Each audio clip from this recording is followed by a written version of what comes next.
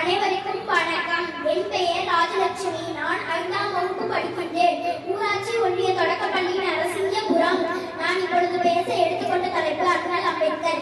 அண்ணல் அம்பேத்கர் 1891ஆம் ஆண்டு ஏப்ரல் 14ஆம் நாள் மத்திய பிரதேசத்தில் பிறந்தார்.